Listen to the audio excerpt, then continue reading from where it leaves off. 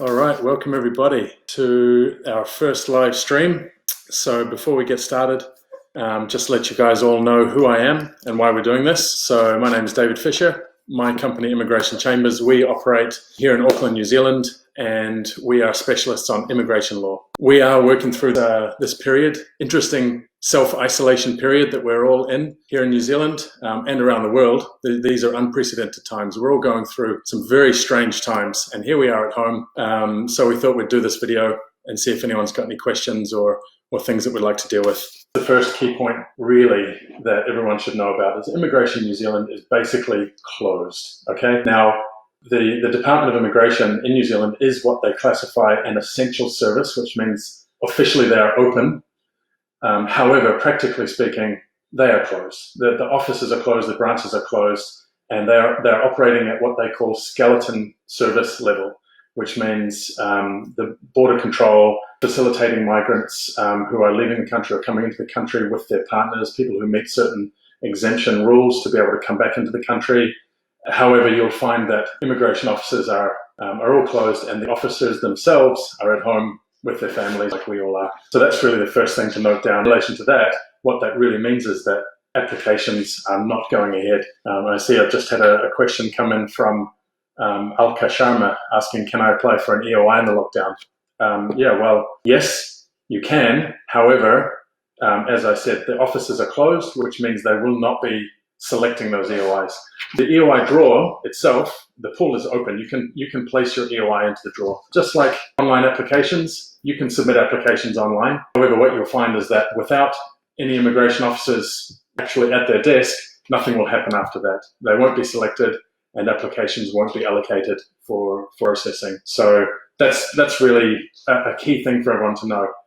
Now, I had a conversation with one of the managers of one of the branches for Immigration New Zealand, and what she had said to me was essentially, look, we should be telling our clients the border is closed. This is what matters right now. The border is closed.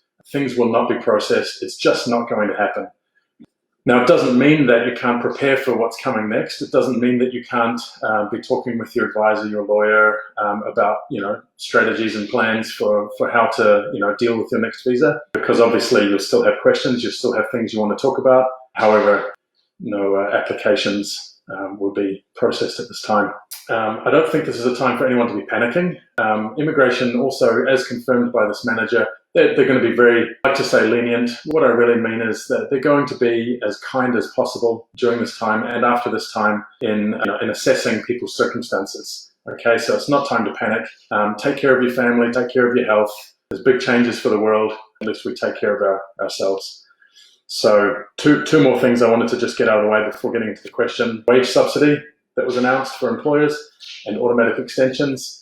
Firstly, about the automatic extensions that you've all heard about. This starts on the 2nd of April, and it's a little bit confusing reading the information about this. They talk about the 1st of April to the 9th of July, but look, if you really read into it and apply a proper legal interpretation to what they've said, the date of the 1st of April is really the last date before the new rule will come in about extension of visas. What that means practically is that if your expiry date is the 1st of April, you need to apply for a visa yourself.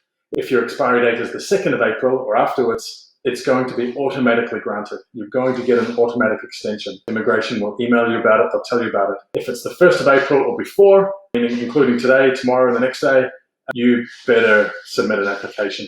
Submit an application online. In regards to that, as long as you get something in the system, it's in there, you'll get an interim visa, you'll be safe. It just has to be in the system. You've got to pay that application fee. The other thing about the wage subsidy is not money that's supposed to be directly paid to employees. It's a subsidy. It's an incentive for the employer to keep you on board as a worker. The employer is supposed to keep paying you normally or to make the best efforts to keep paying you 80%. But now the government have announced yesterday that they are saying that at the very minimum, if the employer cannot top up your wages up to the proper 80%, they need to at least pass on the amount that they've claimed as a wage subsidy, 585 and some change.